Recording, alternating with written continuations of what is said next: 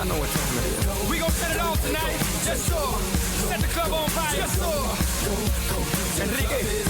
Baby, I like it. The way you move on the floor. Baby, I like it. Come on and give me some more. Oh, yes, I like it. Screaming like never before. Baby, I like it. I like it. Party.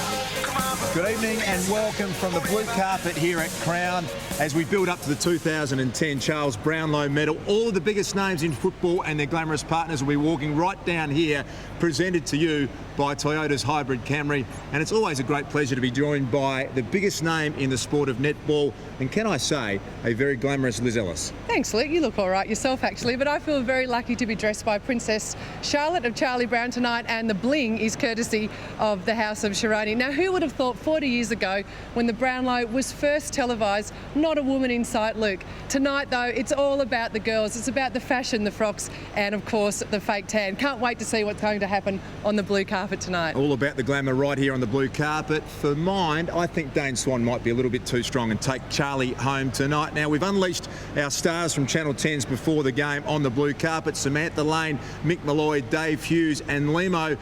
Good evening, Limo. Thank you, Das, and thank you, Liz. Well, we are like kids in a candy shop. We cannot wait to start interviewing all the footballers and the wags as they stroll down the blue carpet tonight. But first, Sammy, are there any rules? Well, it's the good behaviour Brownlow boys. So act professional, you look the part, keep your eyes up. Dave, is that cool with you? Well, the girls are tall, so that's where the action is. So cool, yeah. Okay, now get off my train, please. What, you want my eyes down or up? Where do you want them? Straight ahead. All right, and Mickey, you excited? I'm just happy to be allowed back into Crown Casino, so thanks. All right, let's get this party started.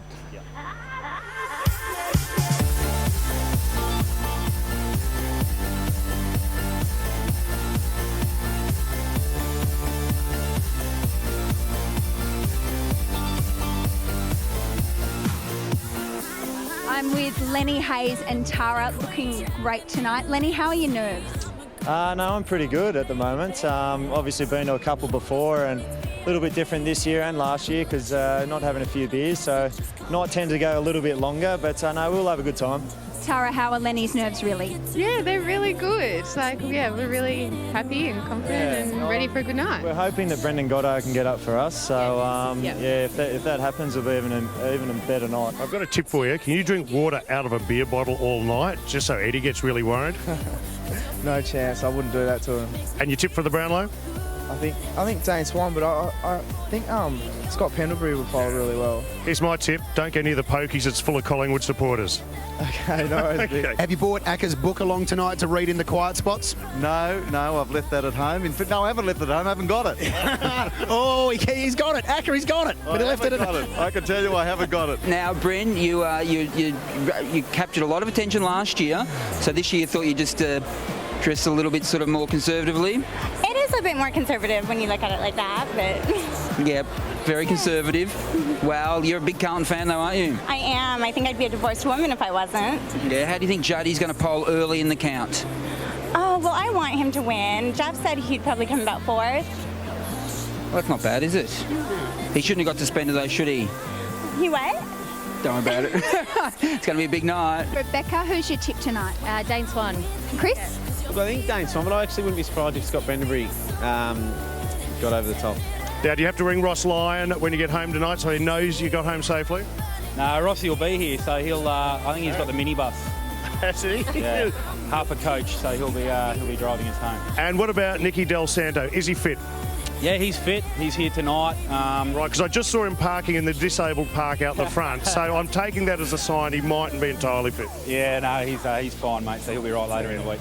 And Jack made the All-Australian side. You didn't. Did he get on the blower and go, congratulations? Oh, that's right. You didn't make it this year. You couldn't help yourself, Richmond, man. I couldn't help it. No, he's going well, Jack. Very happy for him. Great. And Catherine, I'm detecting an accent there. Where are you from? Yes, I'm from Texas, back in the States, far away. And how do you find the great Australian game of football? Oh, I love it. I've had a lot to learn this year, but it's been a great game to watch and follow, so it's been fun. You've got a great mentor to learn off. Have a great night, guys. We'll see you soon. Cheers. Good luck on Saturday.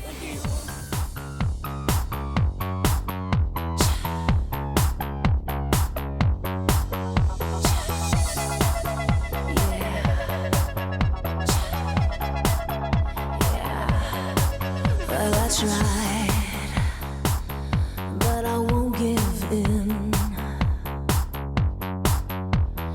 that's alright, 'cause I'm gonna win. I'm speaking with Mick Malthouse and Nanette. Mick, what are you doing next Saturday? Oh, quite busy. Got something on, have you? I've got something on, and hopefully I'll finish it by 5 o'clock. Guys, you're pretty happy with yourselves, aren't you? Oh, not quite, mate. Yeah, he's filthy. He didn't take Miss Universe. He's got me instead, so he's a bit unlucky there. Yeah, well, what about beating Carlton in that final? Why'd you do that? Oh, we were better than him, mate. We thought we were better on the day, and we beat him. It's a rubbish reason to beat someone, all right? I wasn't happy about it, all right? Stiff, mate. Unlucky. I'm here with James and Tanya Hurd, looking beautiful as ever. James, have you got a big announcement to make about coaching tonight? Not tonight. No, it's all. Let's just keep it all to ourselves, and everything's going well. Well, in that case, I'll throw it to Tanya. Do you have a big announcement to make about coaching, Tanya? No, I don't. Are you coaching the under-9s again next year? The under-9 brand, under-9. under-9s. Brand. There we go. I'll ask you a very serious question about your dress, which is gorgeous tonight. Thank you. Angelina Bashini, who has dressed me for a number of years now, and she does a wonderful job. A little bit Art Deco-y and yeah, a bit different. It's gorgeous. And James, who's your tip for the Brownlow? It's hard to go past Dane Swan. He's just had an awesome year, and if he doesn't win it, I think Gary Ablett will win 2 in a row. We're having a great time here on the blue carpet. Liz Ellis, what's caught your eye so far? Luke, beautiful dresses and plenty of bling. I'll tell you who else caught my eye during the year. Now, I know you're going for Dane Swan tonight. I'm going for a different Swan. Adam Goods is my pick for the Brownlow. We are building up to the 2010 Charles Brownlow Medal. Going to take a break, and we'll be back with all the big names and some of the glamour from the blue carpet next.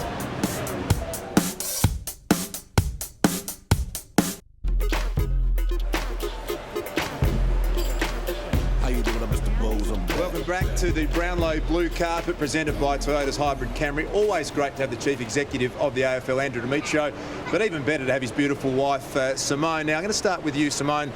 The CEO is known to get a little grumpy at times and yell at people occasionally to get his way. What's he like at home? Does he run the house? Oh, he's very gentle and kind, and I think our children run the house, not Andrew, so fair enough. Different persona at home. Nicely answered. Now, you've got the 4 kids. Can I just say you look absolutely magnificent tonight? Oh, thank you very much. Now, you followed the footy. A couple of questions. Who's going to win tonight? Whose name will Andrew call out? And for the footballers in the room tonight, who's your favourite player in the AFL? I'm hoping for Luke Hodge, and favourite player? You probably didn't move on from me, I think, Simone, when I retired. Yeah. I like Dane Swan. Who could not like Dane Swan? Very popular man tonight is Dane Swan. Now, Andrew, I was here a couple of years ago, and it's fair to say you mucked up the votes. Any chance tonight you're going to get the counting right? It's quite possible I could muck up again. I'm feeling very toey, actually, but no, we got through last year all right, and I've been rehearsing, so let's hope I don't stuff it up again. Excellent. I think you've sent all the boys upstairs into a mad panic. Now, a true footy question. Who's your tip for tonight? Look, if the money's right, it'll be Dane Swan, but I think someone like Brendan Goddard has had a great year and could poll well, so I'm going for Brendan Goddard. Thank you, Andrew. Thank you, Simone. Time to head back for more of the action from the blue carpet.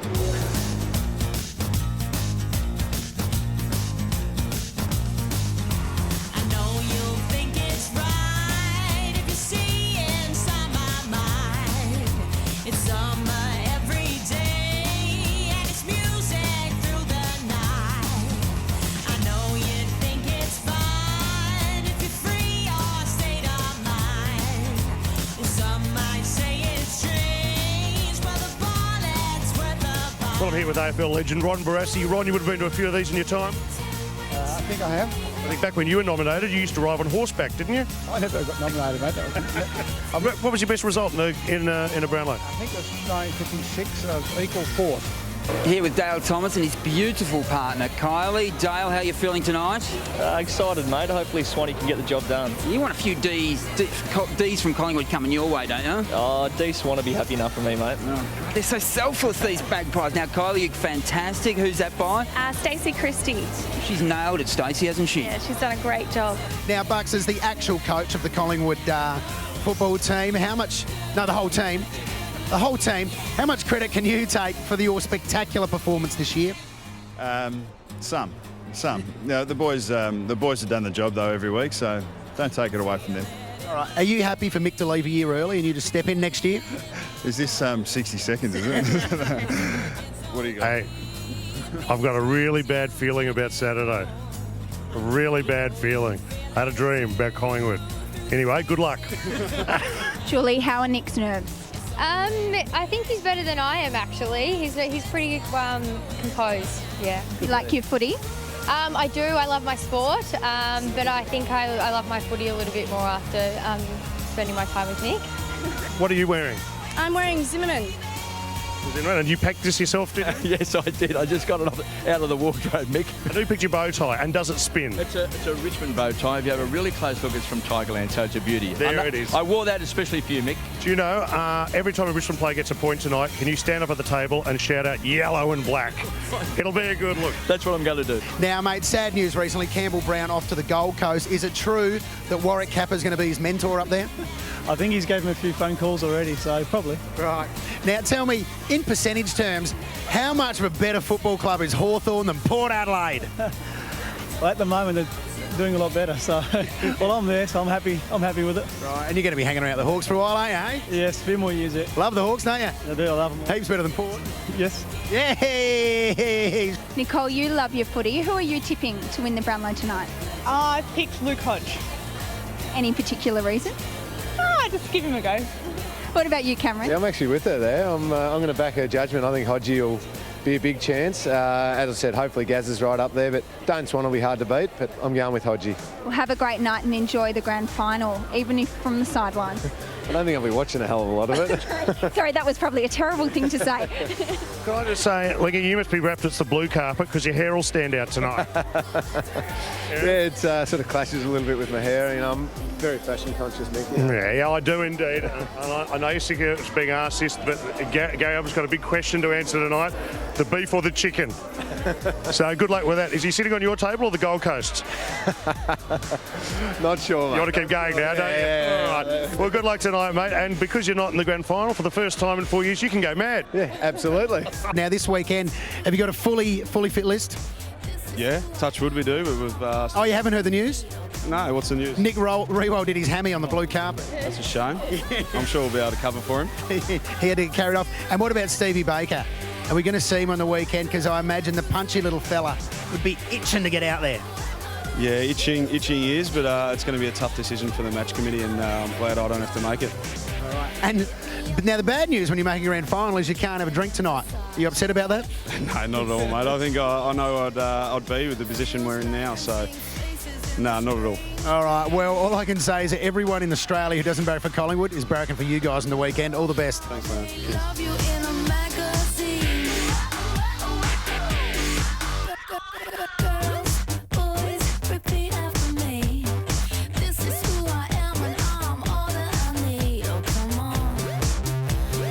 Great to be joined by the outright favourite for tonight's Brownlow Medal count. You've won the most valuable player voted by the players. You won every media award there is to win.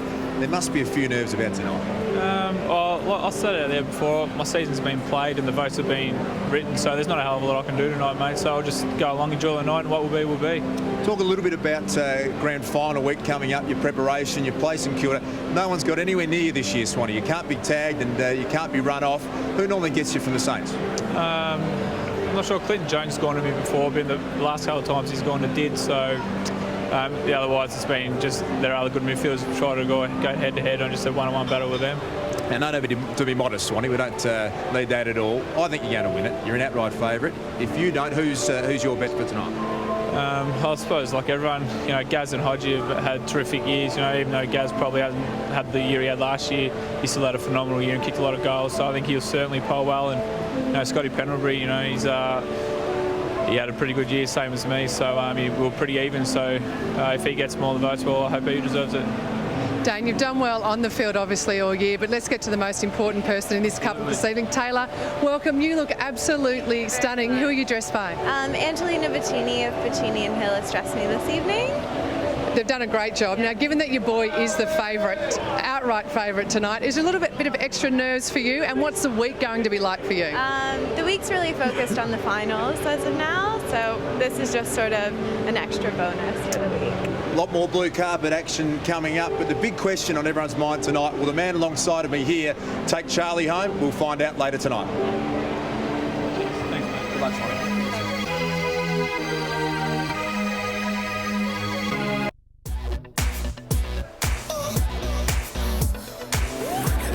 Welcome back to the blue carpet presented by Toyota Hybrid Camry. Now we have all of the great stars from AFL here tonight, none more so than the last year's Brownlow medalist Gary Ablett and his gorgeous girl Lauren. Lauren, you look stunning. Who are you dressed by?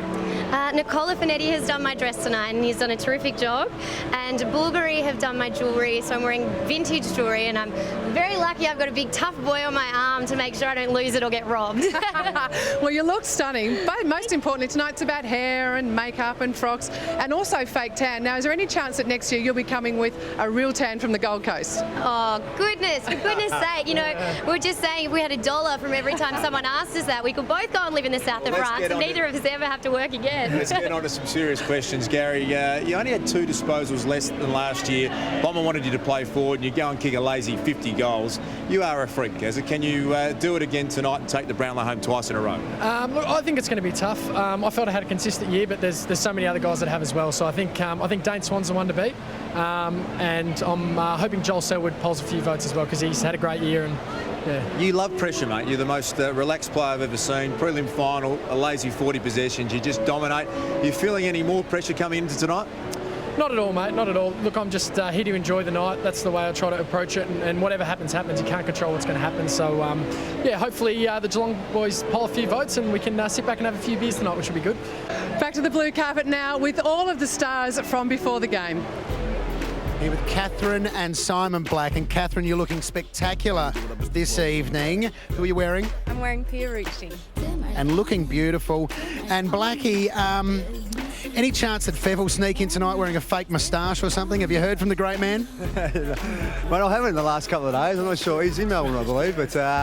He's in Melbourne. Anything's possible. Look out. Crown Security's just gone into lockdown. With Kane and Lucy Corns, yeah?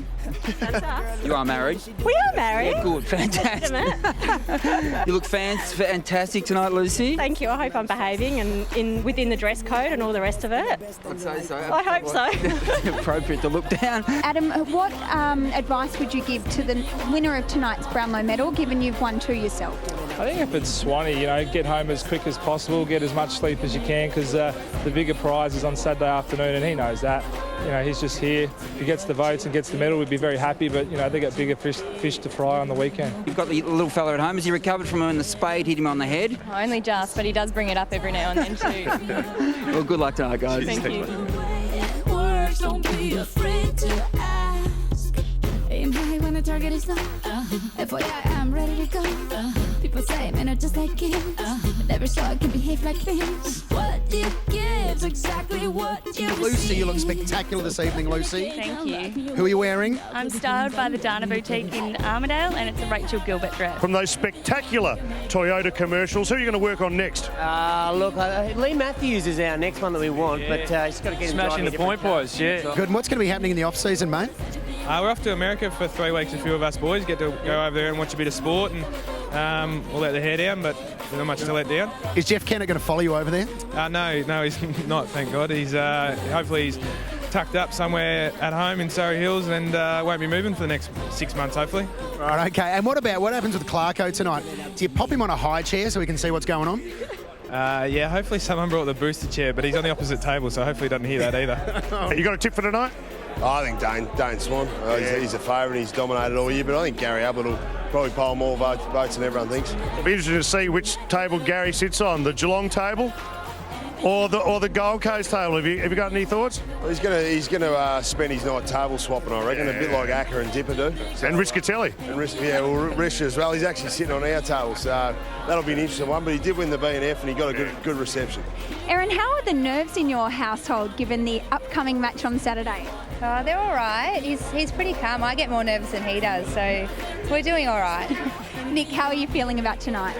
Yeah, obviously come along and have a few waters and cheer hard for Pendles and Swanee. Hopefully one of those guys can get up there and get the medal. If you had to award the Brownlow to one of them, who would you choose? Oh, look, I think Swanee's won everything else this year, so why not win the Brownlow as well? He's obviously been a dominant player. Excellent. We'll have a terrific night. And Erin, tell us about your dress also. It's Jenny Packham. So, yeah, it was a bit interesting because I'm pregnant, but, yeah, we got there. It's good. Doing a mighty fine job. Thank you very much.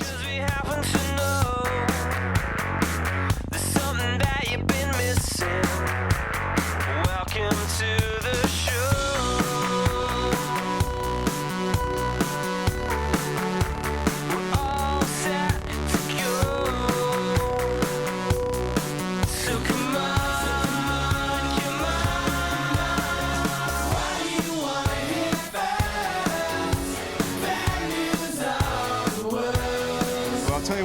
just never ceases to amaze me how many glamorous girls there are with fairly average-looking footballers. Some of the boys are punching well above their weight. The girls tonight are truly beautiful. We're building up to the 2010 Charles Brownlow Medal. More glamour, more of the superstars of AFL football right here on the blue carpet next.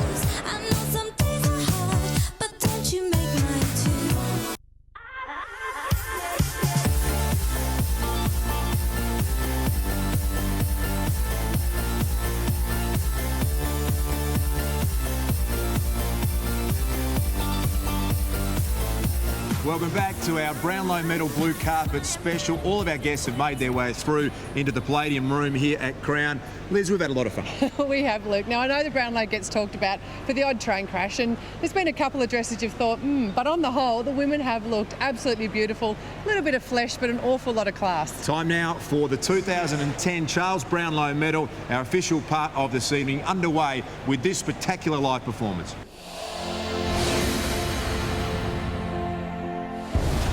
Having played in 4 SANFL premierships with Port Adelaide, with his family's surname synonymous with the South Australian Magpies, the dream of coaching Port to its first ever AFL premiership burned furiously within the combative Mark Williams.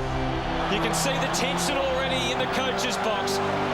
Gee, Mark Williams is an agitated man. So, come the 2004 Grand Final, with his team up against the mighty Brisbane Lions, Williams had been riled by suggestions that Port choked on the biggest of stages.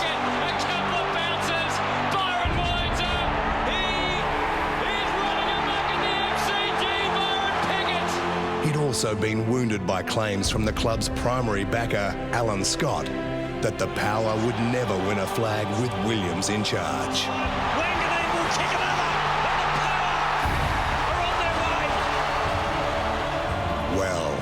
Once the final siren had sounded and his men were triumphant, he let the world know, once and for all, what he thought about all of that. An outpouring of emotion from Mark Williams. He's the proudest man in the land tonight. Look at that. It's all over. Port Adelaide.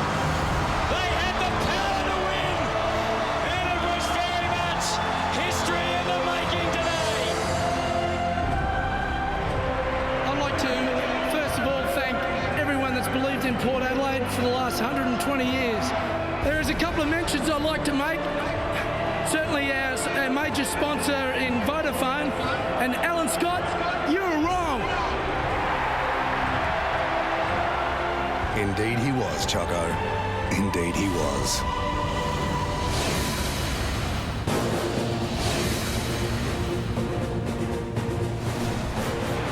Looks after left Clark and he got it. It was one of the great grand finals.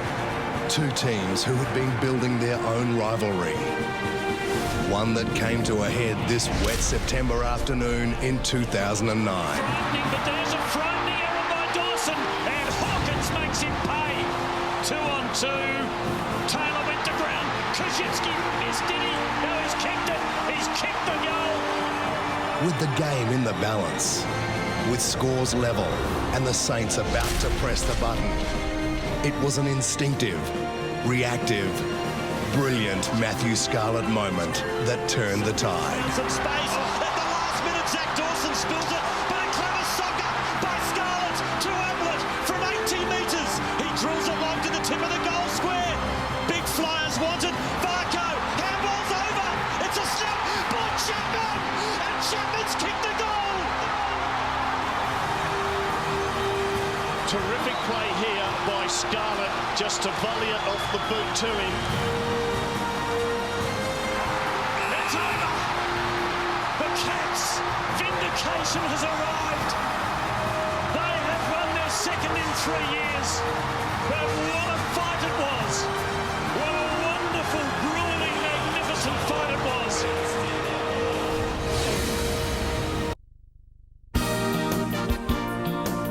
Ladies and gentlemen, please welcome Tim Lay to the stage.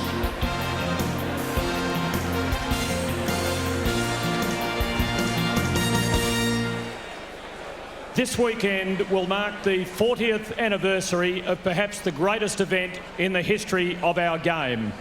It was the 1970 VFL Grand Final between Collingwood and Carlton. The two great old rivals fought it out before an all-time record crowd of 121,696. Their contest would produce the biggest ever grand final comeback and change the way the game would be played in the future. Recently, the heroic winning coach that day caught up with 4 of his men to share a drink, a tall story or two, and to reminisce about that remarkable day 40 years ago.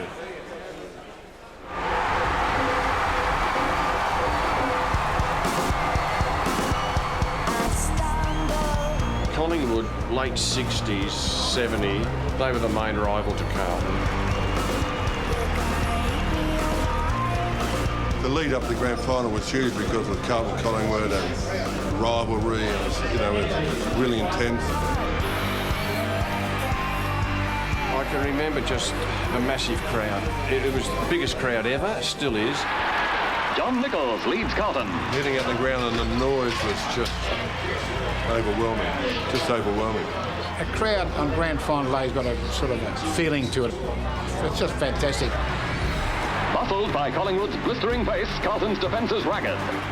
They were doing everything right, we were doing everything wrong. We were slow, we were behind. Dunn traps it. Dunn gets around under his left boot. He shoots at the big one, and this, a left footer through. I think I could see what was unfolding before us was a lack of pace in the Carlton team. They were chasing tail too much. Collingwood were ripping away much sharper. Side. Oh, Jesselenko, you guilty. I'd seen Jezza take, screamer after screamer over the years, but that one was pretty special. Short of half-time, Tottenham kicks his second goal from the flank, and the Blues' position is desperate. The thing I can remember at half-time is being embarrassed. We'd hardly given a yell. We're 40-odd points behind, and it was just going to be like the worst day of your life. I can remember going into the rooms at half-time, and I grabbed hold of our stats guys. I said, what are the handball figures? And I think the answer was 16. And when Ron came out and he said, well, for weeks you've been practicing this handball from the back line, so we're going to try and do that, because all you guys are doing is chasing these guys, and we want to turn it around so they're chasing us. Carlton replaces Thornley with Hopkins. 12 times during the season, more than any other senior player in the competition, Hopkins has been on the reserves bench. So yeah, I was well prepared because I'd sat a lot of games on the bench and had an occasional run, and when you knew that the coach said yes, you had to get into the game quickly. Walls a quick hand pass to Hopkins. Hopkins in a bit of trouble, but he shoots. He's put it through. Everything was starting to turn around then.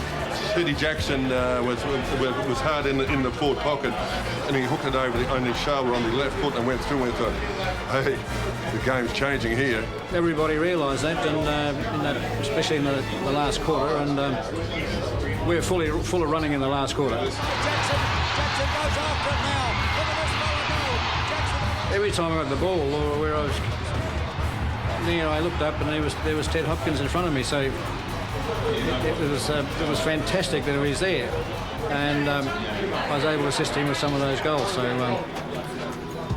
maybe 3 of them. And I've been sitting there with Percy Jones, Sid Jackson, Robert Walls now. Each one of them is claiming 2 goal assists, so that means I think I've kicked 6 goals rather than 4. On a slight angle, Brent Crosswell. Done its way, and it's pretty good. Jesselenko dashes in to kick to the unguarded goal. Came roaring out. He turned around his left foot and he kicked it, and it bounced and bounced and bounced and bounced and rolled through it and put us 10 points up. From that moment, I think we knew that we had a big chance then. The southern stand, and people stood up. Amazing. think I limped up into heaven. There is a photo of me leaping up off the bench, and that's what I felt like. It was like an explosion of joy of others. Then I can remember some excited fans just running onto the ground and just holding me.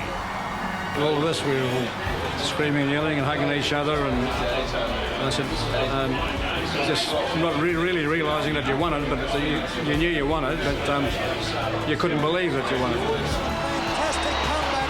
They were gone to the world at half-time. I just go back to the overwhelming joy of everybody around me, and then when I start to run on the field, the players are beside themselves.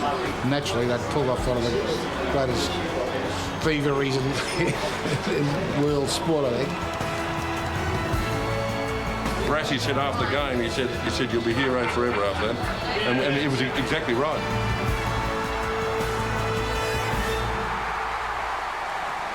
Ladies and gentlemen, please welcome to the stage 1966 All-Australian and a member of that famous 1970 Carlton team, John Ragsy Gould. Thank you, Tim. Good evening, everyone. Ragsy, I think you got the name not because you were a dashing, flamboyant half-back flanker, but because you were a dashing, flamboyant ladies' underwear marketer off the field. Now, how did that stand up when you got out in the parry and thrust of on-field combat? Oh, you should ask Des Tottenham. I think he called me a puff the whole time I played in about 8 years. We still happen to be mates. You might like puffs after all, Des. The famous game, post-war conservatism had moved on to revolution in the age of Aquarius. Was this the game for its time? Well, it's fascinating. You know, we're in a time capsule with football. Every year the same issues arise, no matter, it's only a change of name. And if you reflect, back in 68, Carlton won a flag, and we had a better side in 69, and Richmond came from fourth when we only had 4 teams in it, which was, I think, one of the few times ever the side that finished fourth actually won the flag, knocked us off by something like 10 points. And I'll never forget, after that game, the travesty and the feeling, the disgrace of failing, letting your teammates down, letting your supporters down. It was mortifying. And the look of anguish and distress only reminded me of St Kilda last year. And in the end, grand finals are won by attitude. And it's very few teams that haven't suffered that terrible, disgusting, rotten, stinking feeling of losing a grand final and then have the crack the next year. And that attitude and development of that attitude, that even at half-time, they all talk about Brass, who was a wonderful bloke, a great mentor, what he did. But no, what really happened, I think the reason why we won the grand final was we looked at each other at half-time. We realised the taste of the grand final the year before, and there was just a mindset, and we're prepared to do whatever was required with that desperation it takes to win a grand final. Grand finals are bloody hard to win. Very quickly, is the greatest game of all time tag justified? Oh, look, I think one should never self-proclaim their own games, but there's been a lot of great games of football played, a lot of wonderful people. The 60s era, I've just been mixing with them tonight, just reminds me of what incredible super group of blokes who never got paid any money, all there with one reason, they want to go and play footy. And I would never suggest we've had better games, but certainly it was a pretty special grand final. Ladies and gentlemen, please thank John Gould.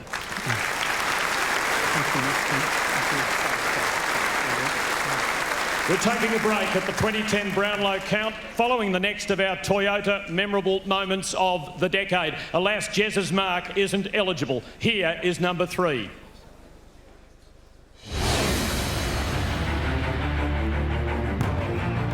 Little did we know that Geelong defender David Johnson's goal early in the final term of the 2005 semi-final would be the catalyst for one of the game's greatest ever individual quarters. The catch by 23. But that's just what it turned out to be. Swan skipper Brett Kirk demanded that Johnson's opponent, Nick Davis, make up for his defensive oversight. His response was one for the ages. Here come the Swans.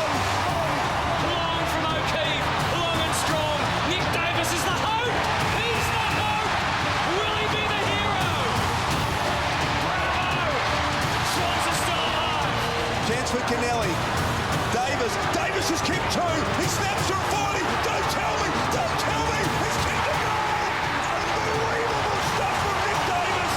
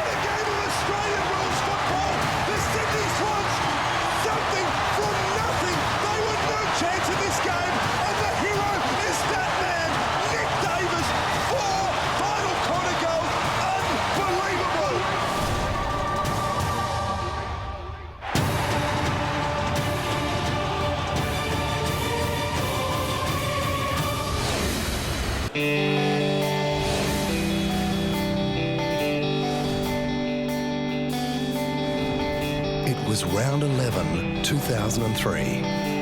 A Friday night unlike few others. A victim of the Bali bombings, North Melbourne defender Jason McCartney returned to the game he loves. Welcome back indeed, Jason McCartney. An inspiration to all. Literally taking himself off his deathbed at the Alfred Hospital. The spirit is alive and well. The Richmond cheer squad get to their feet.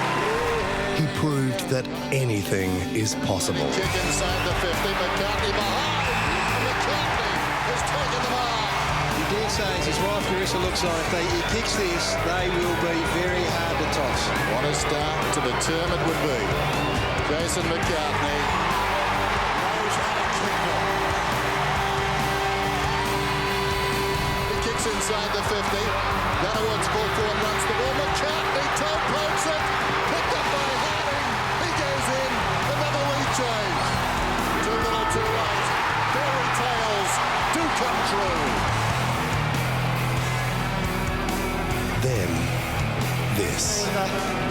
Yeah, I suppose this is no better time than I think I've used up every inch of my determination through my fitness and I suppose mental effort, and I find it fitting now that I'll hang the boots up as of tonight and go out on a great note.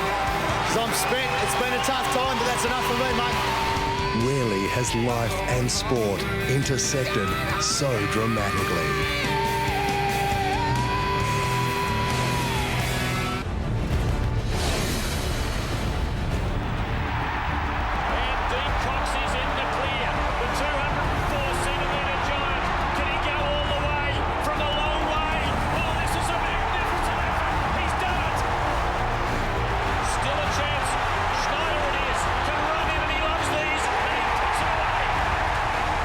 It was a titanic struggle. No quarter asked, none given. Every contest mattered as Sydney and West Coast slugged it out in the 2005 Grand Final. For the first time since the first quarter, Eagles are in front. They've won 4 of those 6. Buchanan puts them in front. With time on the fly, with the Eagles surging one last time, the stage was set for a hero to emerge. Heads along the boundary line. Oh, good mark by Cox. Cox throws it onto the left. One last roll of the dice for the Eagles. Leo Barry-Unster. The longest premiership drought in football history is over. For the first time in 72 years, the Swans are champions of the AFL. Most importantly, to the people that waited 72 years to see South Melbourne / Sydney Swans win the premiership.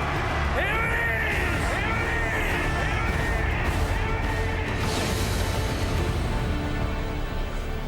Oh, what a great moment for Bloods fans. Let's relive and recap the top 5 moments of the decade.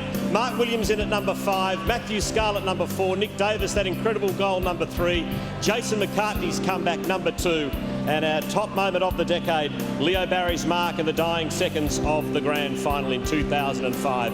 Another break from Crown after 14 rounds. Chris Judd from Carlton leads the Brownlow Medal for 2010 on 22 votes.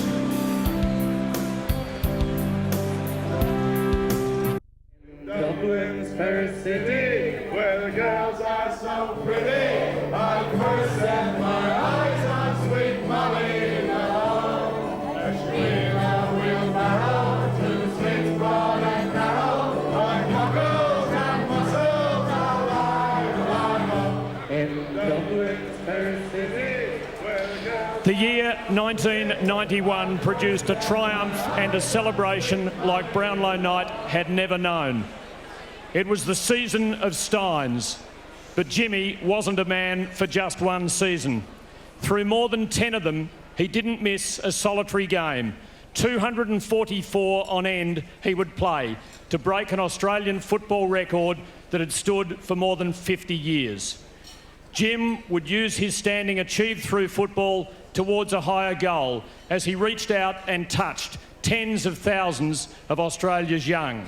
He would be awarded a Medal of the Order of Australia, be inducted into the Australian Football Hall of Fame, and eventually return as president to his now ailing football club in its hour of crisis. Then Jim would fall ill and face a major crisis of his own, and once again, with his sheer indomitability, he would inspire us all. So we declare Jim Stynes from the Melbourne Football Club the winner, the 1991 Brownlow Medal.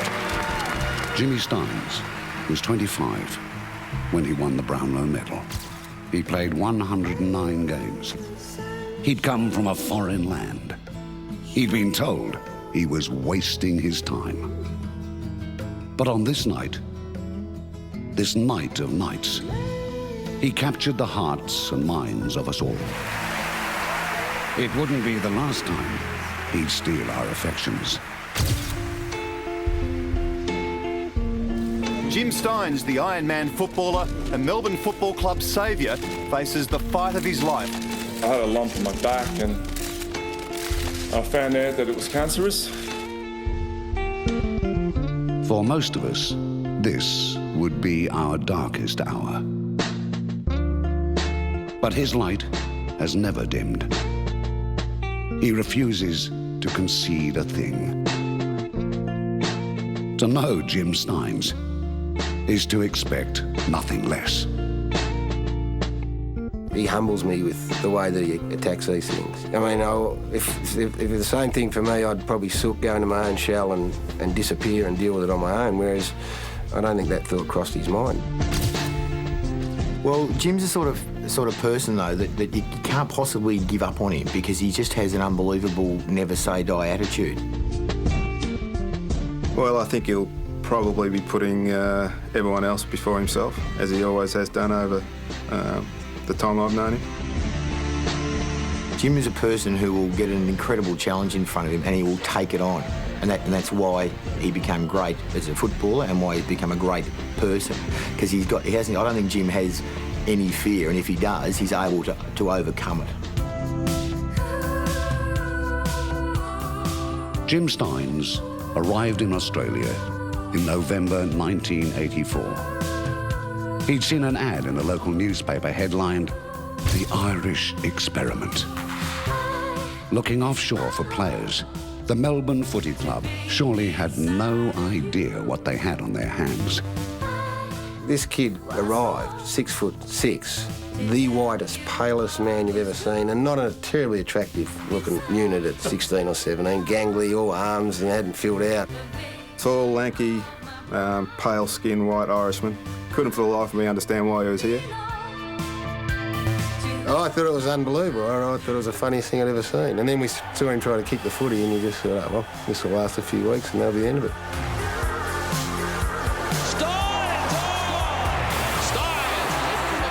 With joyful tenacity and a commitment to hard work, Jimmy Stynes evolved from a raw-boned experiment to that bona fide footballer.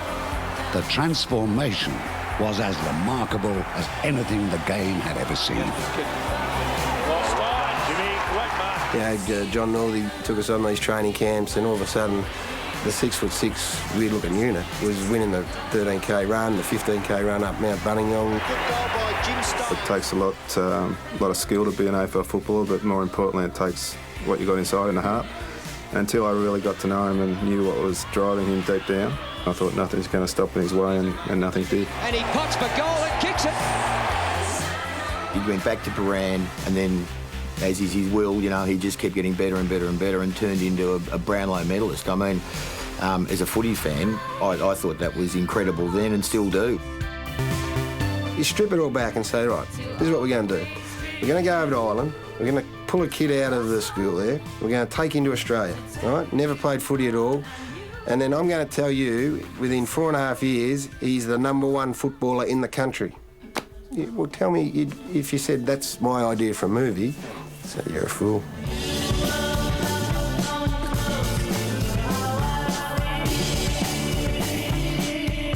For For all of Jimmy Stein's on-field deeds, it's perhaps the work he has done off-field which has come to fully define this remarkable man.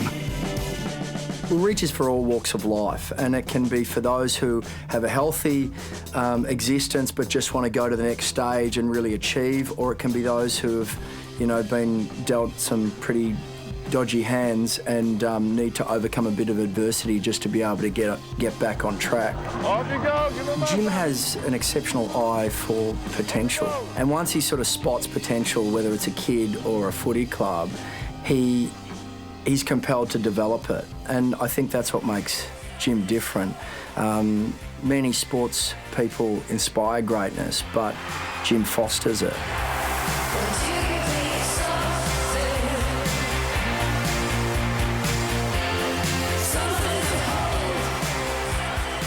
He's just taken on the challenge, just another fight to him, and he just sees it as, and we've all heard him say it, just another part of the journey. He's the most selfless human being I've ever met. The footy world are probably having their eyes open to the depth of the man and the compassion and the empathy that he has. What a good man. What a great bloke. A huge part of this night. A giant of our game. We wish him well in his fight, and we know he will be part of this for years to come. Ladies and gentlemen, please welcome Jim Stynes to the stage.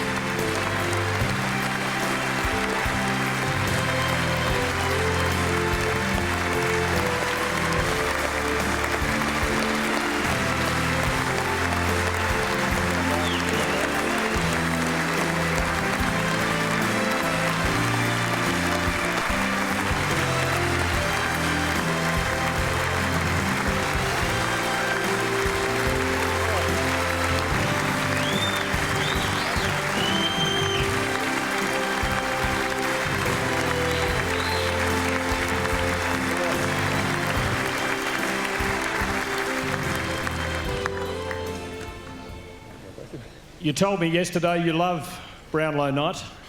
I guess you love it a little more now. Oh yeah, this is pretty special. Yeah, and I've got my little girl here as well, and my wife Sam. It's look, Brownlow night's always a special night. It's my favourite night of the year, and you know, obviously it's great memories, but also someone gets to have an amazing experience, and if they haven't already won it, it's probably going to change their life forever. Did you get the significance of your Brownlow success straight away in '91, or has it only fully emerged through the years?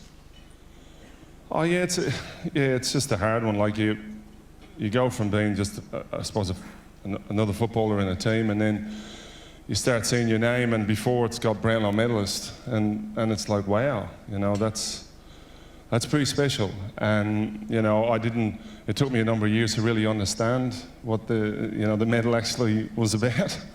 But you know, obviously it's done some great things for me, and it really helped me when we tried to, you know, when we started the Reach Foundation, and just opened a lot of doors, and it allowed me to really get involved in my other passion, which was working with young people. We may have a first-time winner tonight, although the way it's heading, that's not necessarily going to be the case. If we do, what would you say to him about the change it will have on his life?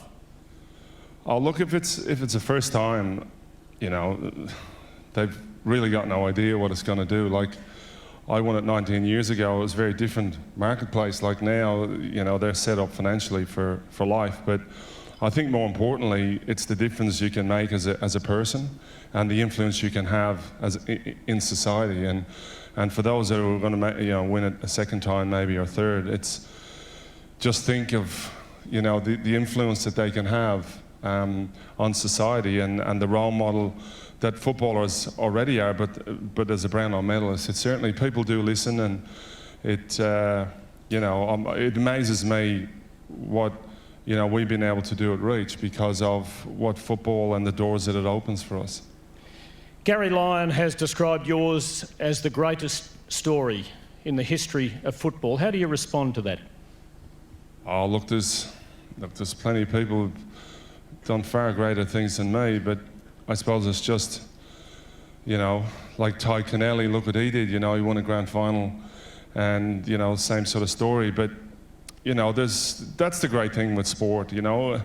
It allows ordinary people to experience extraordinary things, and that's something that's, you know, I've experienced. It has been an extraordinary experience, and to come from Ireland, you know, in my second year where I was told I wasn't good enough and I had a choice to go back home as a failure, because and I was really scared the old man was going to kill me if I didn't stay. But they did give me a lifeline. Paran did, and they were great. And the club said, look, we'll give you another pre-season. We'll see how you go. And, you know, round 4 the next year, I played my first game down at Cardinia Park against Geelong. And, you know, but I always felt I could make it. But I suppose at the end of the day, I was scared not to make it. You know, that fear of failure. I just didn't want to fail. I didn't want to go home a failure, really. And that really drove me to make it. And you know, but the memories I've got of football, while they're waning now, but there's great memories with great friends, and you know, you see some of them up there on the screen, and you know, that's what life's really all about. It's about friendships. And you know, I was talking to Brett Kirk on the way in, and I asked him, you know, what is it about your club? He said it's all about relationships. That's why we've done so well, and you know, that's what I want to build at the Melbourne Football Club, you know, a culture that people really respect one another and they want to do something very special together as a group. Last night's documentary, I'd imagine the majority of people in this room saw it. It held absolutely nothing back. I think it's fair to say. We were formally informed that you'd been given 9 months to live 14 months ago. Your wife, Sam, said that it's inevitable to her that this will get you in the end. How do you feel about that? Yeah, look, we had a bit of a chat about that, and that's more Sam in her, you know, those dark moments where she, you know, because we all have fears, you know, like I've had the fear as well, like will I make it or not? But we both know that we're going to get there, and but it's a, you know, that demon in the head can cause all sorts of issues for people. And I know for me, I've had to work hard to maintain a really positive attitude. And I know when people ask me how I'm going, and I'll just let you all know, I'm going really well, thank you. You don't have to ask me anymore.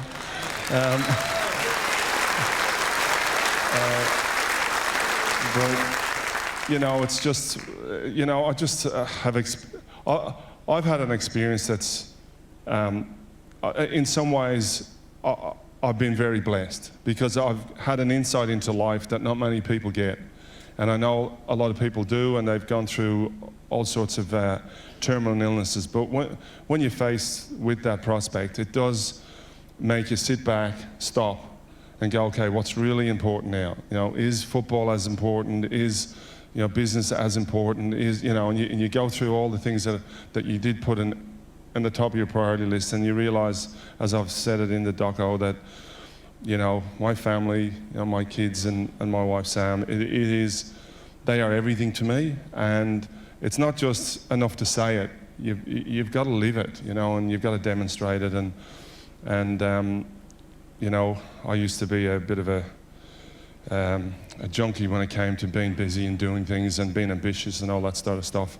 And I still have a little bit of that. Like, I'm never going to lose it because it keeps you going and it gives you other purposes in life. But you know, but the experience I've had over the last 14 months, I wouldn't change it any other way.